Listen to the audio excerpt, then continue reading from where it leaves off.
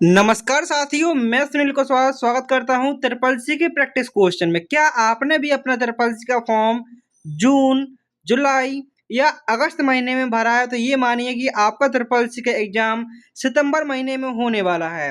ये क्वेश्चन आपके लिए बहुत इंपोर्टेंट होने वाले हैं।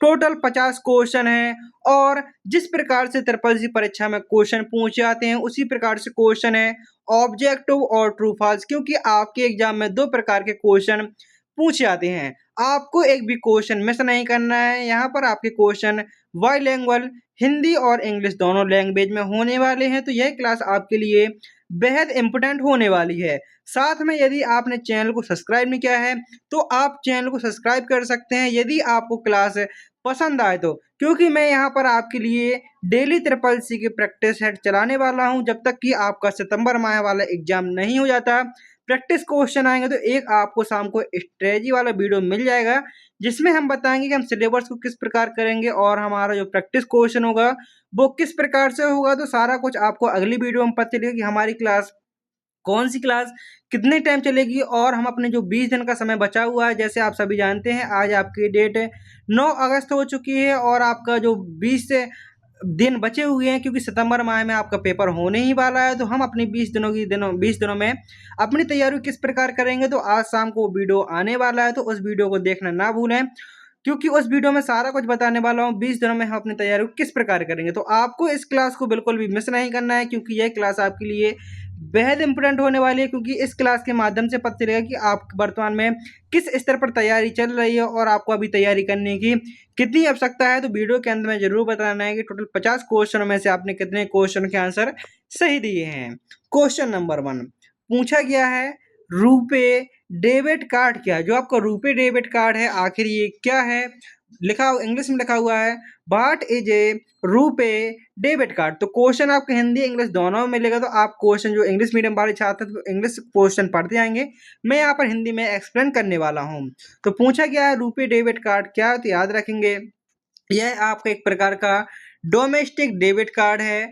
भारत के NPCI national payment corporation of India द्वारा जारी और सभी एटीएम और पीओएस मशीन द्वारा स्वीकृत। तो ऑप्शन नंबर डी आपका सही आंसर होगा।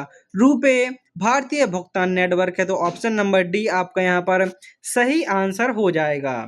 नेक्स्ट क्वेश्चन है, पहली प्रोग्रामिंग लैंग्वेज जो आपकी पहली प्रोग्रामिंग भाषा थी वो कौन सी थी? तो याद रखेंगे ऑप्शन ए बेसिक है, फोर्ट्रॉन, आईपीएल या एलआईएसपी। पूछा गया है पहली एआई आर्टिफिशियल इंटेलिजेंस। आपसे पूछ सकता है एआई का फुल फॉर्म क्या होता है? तो एआई का फुल फॉर्म होता है आर्टिफिशियल इंटेलिजेंस। पहली एआई प्रोग्रामिंग भाषा कौन सी थी? तो वो थी आपकी IPL information processing language. Option number C आपका यहाँ पर सही आंसर हो जाएगा। नेक्स्ट क्वेश्चन है, निम्न उपकरणों में से कौन कृत्रिम बुद्धिमत्ता में प्रयोग होता है? कृत्रिम बुद्धिमत्ता मतलब होता है आर्टिफिशियल इंटेलिजेंस, जिसको शॉर्ट में एआई कहा जाता है। आपसे पूछ सकता है एआई का जनक किसे कहा जाता है? तो जॉन मैकार्थी जी को एआई का जनक कहा जाता है और इसका प्रयोग कंप्यूटर की 5वीं पीढ़ी में हो रहा है। कृत्रिम बुद्धिमत्ता में प्रयोग होता है तो वो होता है आपका neural network. Option number D आपका सही आंसर, क्योंकि आप आर्ट जानते हैं नॉर्मल आप बिना एआई के बना सकते हैं, डिजाइन और इनपुट इसमें आपका एआई का ज़्यादा यूज नहीं, लेकिन आपका जो न्यूरल नेटवर्क है इसमें आपका ये आपका एआई का प्रमुख घटक है, इसलिए ऑप्शन नंबर डी सही आंसर हो जाएगा।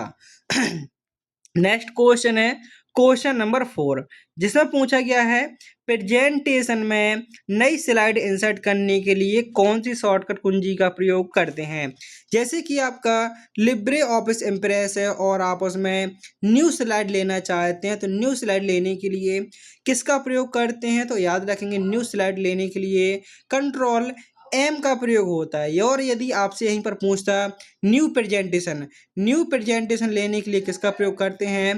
तो न्यू प्रेजेंटेशन लेने के लिए कंट्रोल एन का प्रयोग करते हैं, लेकिन यहाँ पर न्यू स्लाइड पूछी गई थी तो न्यू स्लाइड के लिए कंट्रोल एम का प्रयोग करेंगे। यहाँ पर आपको दोनों शॉर्टकट कुंजियाँ याद रखनी है। न्यू स्लाइड बोले तो किसका प्रयोग करेंगे, कंट्रोल एम का। और न्यू प्रेजेंटेशन बोले तो किसका प्रयोग करेंगे, कंट्रोल एन का।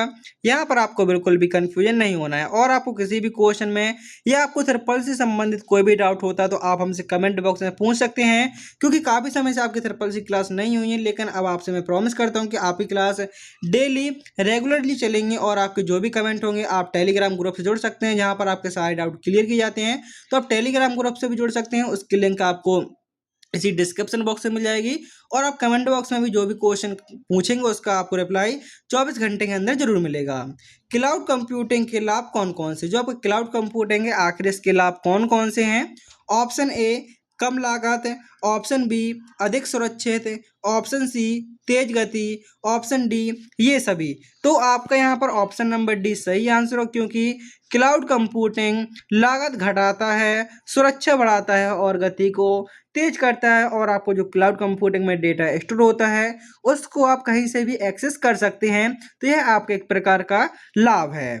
अगला क्वेश्चन है, स्टार्ट आइकन डेस्कटॉप पर कहाँ रखा जाता है। जो आपका स्टार्ट आइकन होता है आखिर वो कहाँ रखा जाता है डेस्कटॉप में, तो आप सभी जानते हैं जब भी आप कंप्यूटर को ऑन करते हैं तो जो सबसे पहले स्क्रीन होती है उसको क्या कहते हैं, उसको हम डेस्कटॉप कहते हैं। तो डेस्कटॉप में जो हमारा स्टार्ट बटन होता है जिसको विंडो बटन भी कहा जाता है, तो आखिर वो कहाँ होता है, तो याद रखेंगे स्टार्ट बटन होता है तो जो लैपटॉप डेस्कटॉप की सबसे नीचे वाली पट्टी होती है उसको हम टास्क बार बोलते हैं।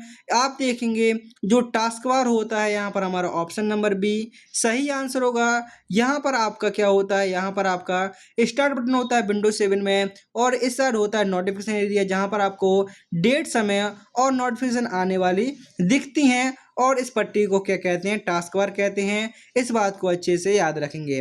और आपसे पूछ सकता है टाइटल बार कहाँ होता है, तो पेज के सबसे ऊपर आपका क्या होता है, वो आपका टाइटल बार होता है। अगला क्वेश्चन है, एक समय पर हम ईमेल को अधिकतम संख्या को क्या रखते हैं, मतलब एक समय पर हम ईमेल की अधिकतम संख्या को क्या रखते हैं। तो याद रखेंगे एक समय में हम केवल एक ही ईमेल रख सकते हैं, मतलब एक समय पर हम ईमेल की अधिकतम संख्या को क्या रखते हैं, तो एक रखते हैं, only one. Option number C हमारा करेक्ट आंसर होगा। एक समय में एक ईमेल भेजने का ही ट्रांजेक्शन होता है। अगला क्वेश्चन है क्वेश्चन नंबर 8। पूछा गया है, जैसे आप कहने का मतलब उसमें ये था कि आप एक समय में एक ईमेल भेज सकते हैं, कई सारे लोग को भेज सकते हैं, लेकिन एक बार में आप एक ही ईमेल भेज सकते हैं। अगला क्वेश्चन है, किसी स्लाइड को कैसे रोका जा सकता है। जैसे आप लिब्रे ऑफिस इम्प्रेस में आपने प्रेजेंटेशन बनाया और आपकी स्लाइड शो चल रही हैं, लेकिन आप उनको रोकना चाहते हैं, तो उन स्लाइड शो को रोकने के लिए किसका प्रयोग करेंगे, तो याद रखेंगे लिब्रे ऑफिस इम्प्रेस में स्लाइड शो को रोकने के लिए यहाँ पर लिब्रे ऑफिस इम्प्रेस नहीं लिखा हुआ है, लेकिन जो स्लाइड होती हैं वो आपकी लिब्रे ऑफिस इम्प्रेस में ही बनती हैं। तो याद रखेंगे किसी स्लाइड को कैसे रोका जा सकता है, तो याद रखेंगे जो आपकी कीबोर्ड की पहली की होती है एस्केप की होती है, उसके माध्यम से आप स्लाइड शो को रोक सकते हैं। स्लाइड शो से बाहर आने के लिए या रोकने के लिए किसका प्रयोग करते हैं, तो उसके लिए एस्केप कुंजी का प्रयोग करते हैं। नेक्स्ट क्वेश्चन है, इनमें से क्या कृत्रिम बुद्धिमत्ता को योगदान प्रदान करता है। ऑप्शन ए कंप्यूटर साइंस, जीव विज्ञान, मनोविज्ञान या उपयुक्त सभी। तो जो आपका एआई को योगदान प्रदान करता है, तो आप देखेंगे कंप्यूटर साइंस, जीव विज्ञान, मनोविज्ञान, इन सभी से हमारा जो आप देखेंगे एआई का प्रयोग आप हर सेक्टर में वर्तमान समय में हो रहा है। आपको कोई भी नॉर्मली इमेज जनरेट करवानी हो, आपको प्रॉम्प्ट देना होता है, आपको चैट जीपीटी हो गया, गूगल जेमिनाई हो गया, आप इन सॉफ्टवेयर का यूज करके आप नॉर्मल या अच्छे लेवल का भी थोड़ा काम करवा सकते हैं। आप जैसा प्रॉम्प्ट देंगे वैसा आपको सॉल्यूशन दे दिया जाएगा। अगला क्वेश्चन है आपका, एक आवश्यक क्षेत्र जो कृत्रिम बुद्धिमत्ता शोध का केंद्र है। एक आवश्यक क्षेत्र जो एआई का शोध केंद्र है, तो वो है आपका कौन सा, तो वो है आपका नॉलेज इंजीनियरिंग। ऑप्शन नंबर आपका यहाँ पर सी करेक्ट आंसर हो जाएगा।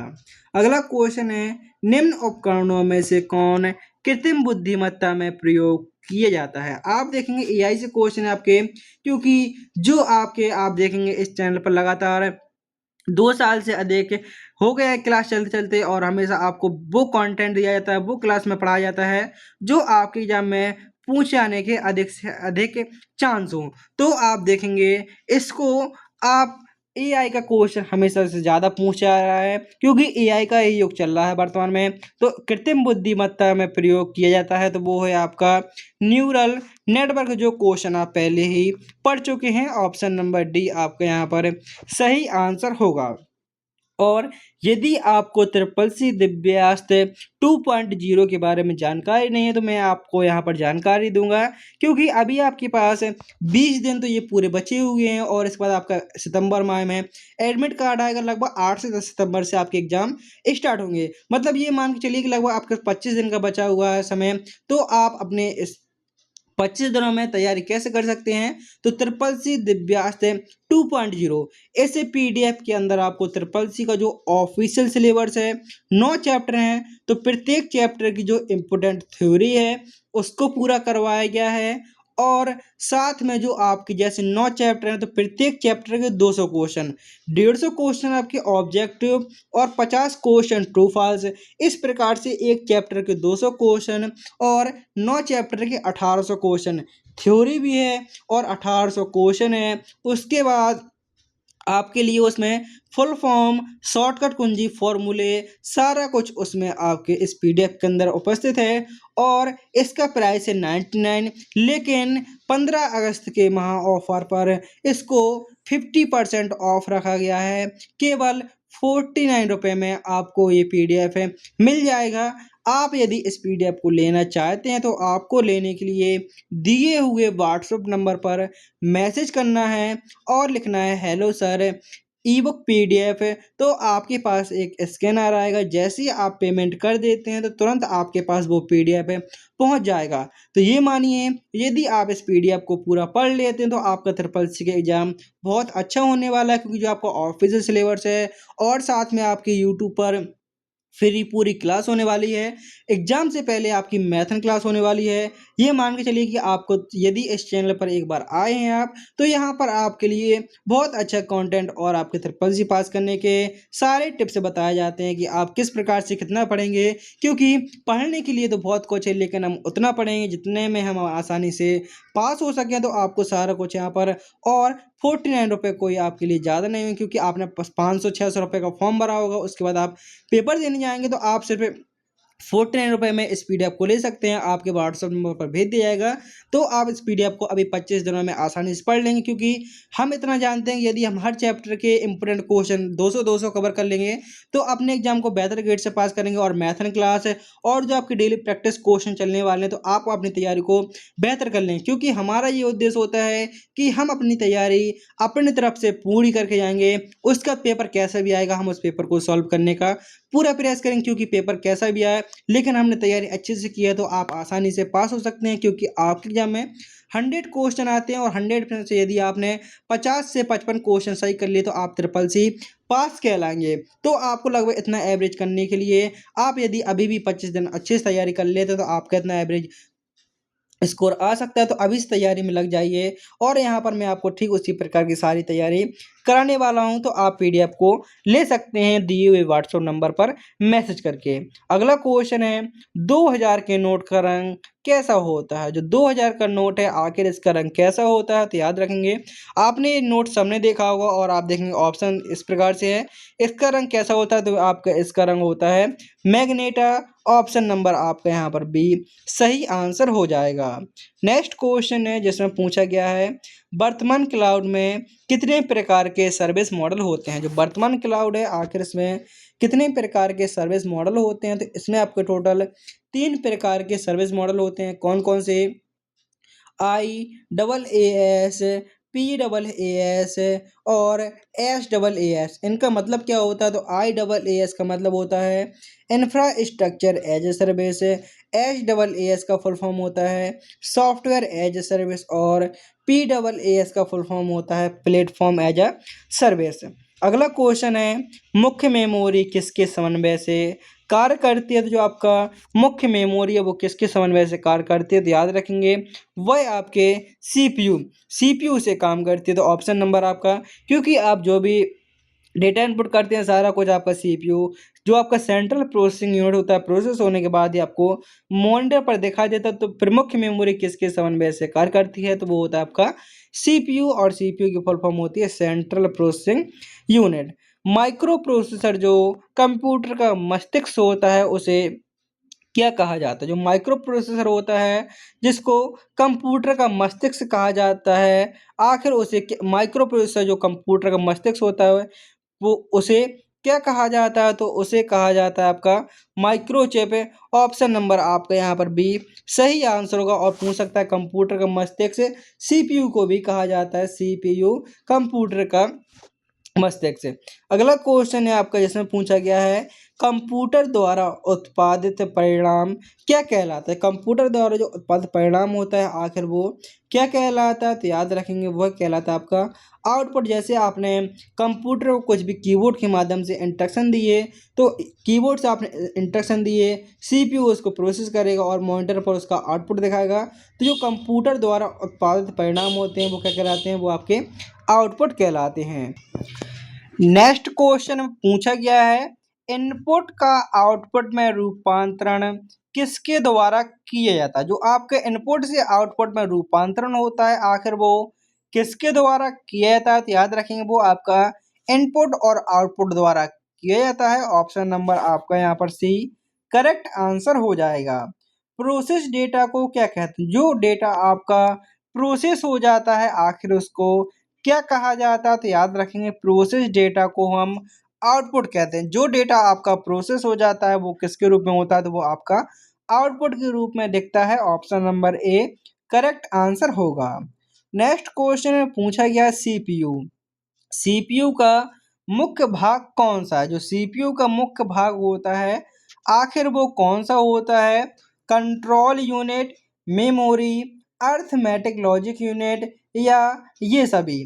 तो याद रखेंगे जो सीपीयू में कंट्रोल यूनिट होता है, मेमोरी और एएलयू शामिल होते हैं। मतलब सीपीयू की ये तीनों ही मुख्य घटक होते हैं। सीयू आपसे पूछ सकता है सीयू का फुल फॉर्म क्या होता है, तो सीयू का फुल फॉर्म कंट्रोल यूनिट, जी आपकी मेमोरी, और एएलयू एएलयू का फुल फॉर्म होता है अर्थमेटिक लॉजिक यूनिट। तार्किक गणना करने के लिए एएलयू का प्रयोग होता है। अगला क्वेश्चन है कंप्यूटर की क्षमता क्या है। जो कंप्यूटर की क्षमता है आखिर वो क्या होती है, तो याद रखेंगे कंप्यूटर की क्षमता है वो आपकी हाई होती है। और आपसे पूछ सकता है कंप्यूटर साक्षरता, कंप्यूटर साक्षरता दिवस कब मनाया जाता है, तो कंप्यूटर साक्षरता दिवस 2 दिसंबर को मनाया जाता है। कंप्यूटर साक्षरता दिवस कब मनाया जाता है, 2 दिसंबर को मनाया जाता है। कंप्यूटर को किस प्रकार की बुद्धि दी गई है, तो कंप्यूटर को जो बुद्धि दी गई है वो दी गई है आर्टिफिशियल कृत्रिम बुद्धि दी गई है। और आप देखेंगे एआई आर्टिफिशियल इंटेलिजेंस जिसको कृत्रिम बुद्धिमत्ता कहा जाता है। तो आपको जो कंप्यूटर को किस प्रकार की बुद्धि दी गई है, तो वो आपकी कृत्रिम बुद्धि दी गई है। ऑप्शन बी आपका करेक्ट आंसर होगा। मनुष्य की स्मृति क्षमता कंप्यूटर की तुलना में कैसी होती है, तो वो होती है आपकी नॉर्मल। जो आपकी मतलब कहने का मनुष्य की स्मृति क्षमता कंप्यूटर की तुलना में कैसी होती है, तो वो होती है आपकी नॉर्मल। मनुष्य और कंप्यूटर में कौन सी गति अधिक होती है, तो वो होती है आपकी कंप्यूटर की। जो आपकी क्योंकि आप देखेंगे यदि किसी व्यक्ति को कोई काम कहा जाता है करने के लिए, तो वो व्यक्ति उस काम को करने के लिए काफ़ी समय लेगा, 1 घंटे 2 घंटे। जैसे मैंने आपसे कहा कि आपको पेन कॉपी के माध्यम से आपको किसी प्रकार से अपनी फाइल कंप्लीट करनी है, आपको पेन कॉपी दे दी गया और एक फाइल दे दी गई और आपको कह दिया गया कि आपको इसमें डेटा एंटर करना है।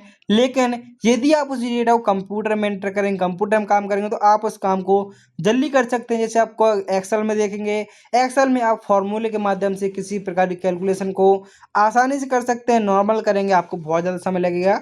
तो मनुष्य और कंप्यूटर में गति किसकी अधिक होती है, तो वो होती है आपके कंप्यूटर के।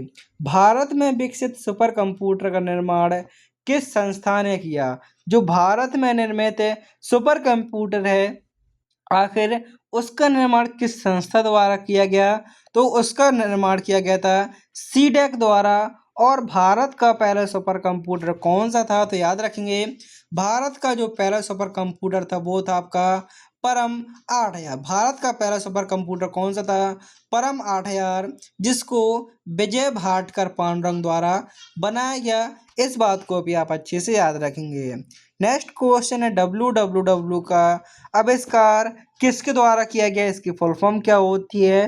तो याद रखेंगे WWW की फुल फॉर्म होती है वर्ल्ड वाइड वेब, और इसका आविष्कार टिम बर्नर्स ली द्वारा किया गया। ऑप्शन नंबर बी आपका यहाँ पर करेक्ट आंसर हो जाएगा।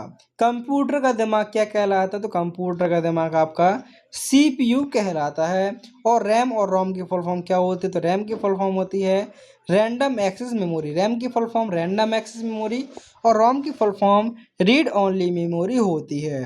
कंप्यूटर की भौतिक संरचना क्या कहलाती है? तो कंप्यूटर की भौतिक संरचना होती है, आखिर वो क्या कहलाती है? तो याद रखें कंप्यूटर की जो भौतिक संरचना होती है वे आपके हार्डवेयर उपकरण कहलाते हैं, जिनको हम छू और देख सकते हैं। जैसे कि आपका माउस कीबोर्ड हो गया, जिसको आप देख भी सकते हैं और छू भी सकते हैं। और आप सॉफ्टवेयर क्या होते हैं जिनको सिर्फ आप देख सकते हैं, छू नहीं सकते। जैसे आपका गूगल क्रोम हो गया, यूट्यूब भी हो गया, जिसको आप सिर्फ देख सकते हैं और आप उसको छू नहीं सकते, तो वो आपका सॉफ्टवेयर है। जिसको आप छू और देख सकते हैं वो आपका हार्डवेयर है। ये भी आपके एग्जाम में क्वेश्चन पूछ जाता है। प्रथम प्रोग्रामर किसे माना जाता है? आखिर प्रथम प्रोग्रामर किसे माना जाता है? तो याद रखेंगे ये क्वेश्चन भी बहुत ज़्यादा बार पूछा जाता है और आपकी एग्जाम में भी पूछ सकता है। तो जो प्रथम प्रोग्रामर है वो है एडा लवलेस। लेडी एडा लवलेस को प्रथम प्रोग्रामर माना जाता है। ऑप्शन नंबर ए आपका यहाँ पर सही आंसर होगा। एडा लवलेस को पहला कंप्यूटर प्रोग्रामर माना जाता है।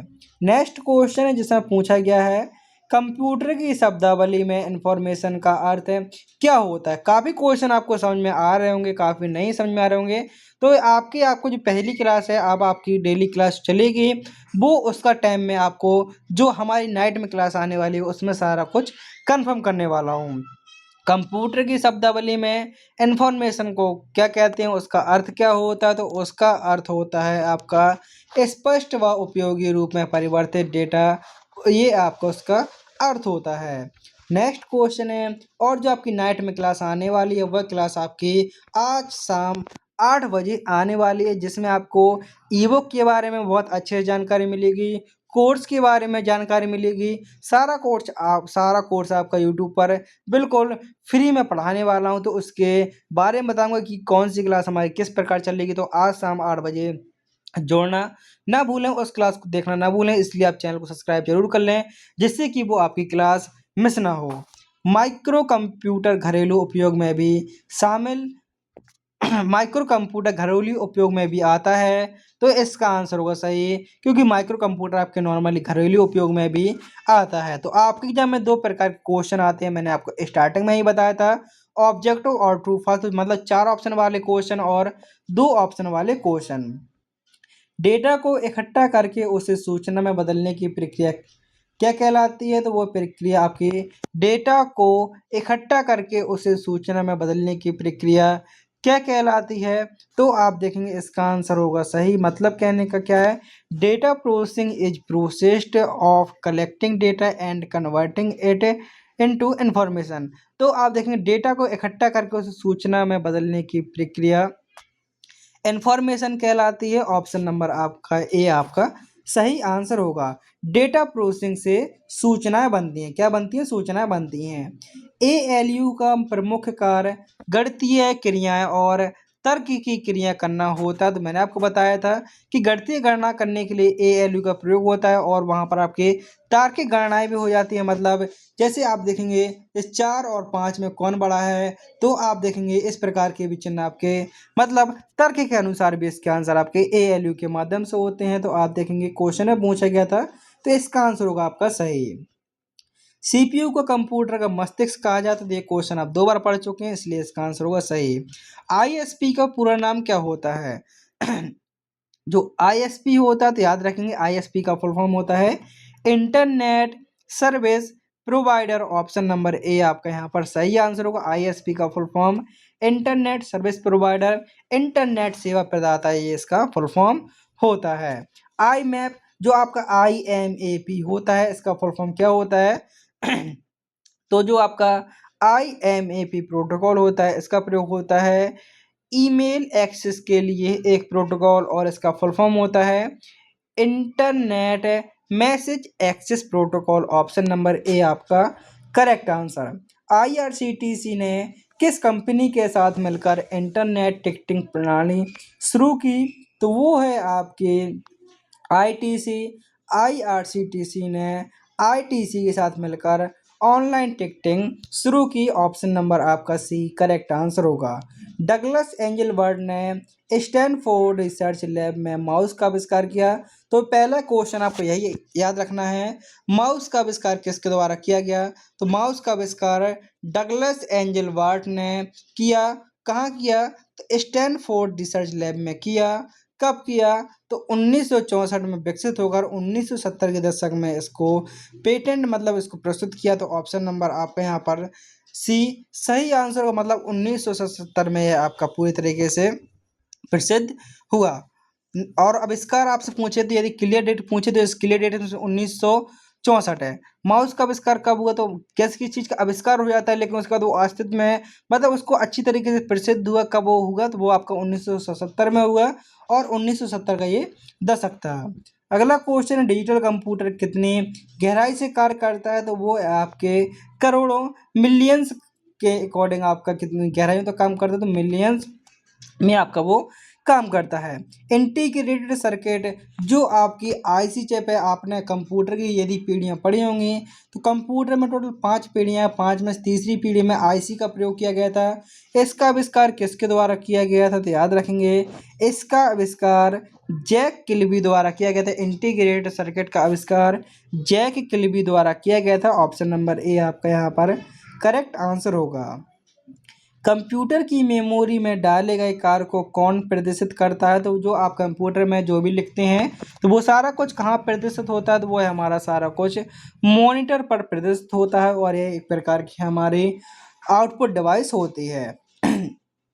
नेक्स्ट क्वेश्चन है क्वेश्चन नंबर 41। नेफ्ट में कम से कम कितना पैसा ट्रांसफ़र कर सकते हैं? तो याद रखेंगे यदि आप नेफ्ट के माध्यम से नेशनल इलेक्ट्रॉनिक फंड ट्रांसफ़र के माध्यम से पेमेंट ट्रांसफ़र करते हैं तो इसकी कोई लिमिट नहीं है, आप कम से कम कितने भी रुपए शेयर कर सकते हैं। वहीं पर आपका एक दूसरा है RTGS का फुल फॉर्म होता है रियल टाइम ग्रॉस सेटलमेंट, और यदि आप इसके माध्यम से पेमेंट ट्रांसफ़र करते हैं तो कम से कम आपको 2 लाख रुपए ट्रांसफ़र करने होते हैं। RTGS के माध्यम से आप कम से कम 2 लाख रुपए ट्रांसफ़र कर सकते हैं, और अधिकतम आप कितनी भी राशि कर सकते हैं। रीट्वीट क्या होता है? तो आपका रीट्वीट होता है कि किसी ट्वीट को शेयर करना, मतलब उसी ट्वीट को आपको दोबारा ट्वीट करना, वो आपका रीट्वीट होता है। निम्न में से कौन सा फॉर्मूला एक्सेल में स्प्रेडशीट शुरू होते टाइम होता है? मतलब आप MS एक्सेल या लिब्रे ऑफिस कैल्क में काम कर रहे हैं और वहाँ पर आप कोई फार्मूला लगा रहे हैं तो सबसे पहले कौन से चिन्ह का प्रयोग होता है? तो वहाँ पर आपके बराबर चिन्ह का प्रयोग होता है। नेक्स्ट क्वेश्चन में पूछा गया है NIIT का पूरा नाम क्या होता है? तो याद रखेंगे NIIT का फुल फॉर्म होता है national institute of information technology. Option number ए यहाँ पर आपका करेक्ट आंसर होगा। QR कोड किस कंपनी ने बनाया? जो QR कोड है, QR का फुल फॉर्म होता है क्विक रिस्पॉन्स, और इसको किस कंपनी द्वारा बनाया गया है? तो याद रखेंगे इसको डेनसो वेब द्वारा बनाया गया है। ऑप्शन नंबर ए आपका यहाँ पर करेक्ट आंसर हो जाएगा, और QR का फुल फॉर्म होता है क्विक रिस्पॉन्स। फायरफॉक्स क्या है? तो याद रखेंगे फायरफॉक्स हमारे एक प्रकार का लोकप्रिय ब्राउजर है, और गूगल क्या है? गूगल एक सर्च इंजन है, जबकि गूगल क्रोम क्या है? गूगल क्रोम आपका एक वेब ब्राउजर है। इस बात को भी अच्छे से याद रखेंगे। तो इस प्रकार से यहाँ पर आपके 46 क्वेश्चन कंप्लीट हुए हैं।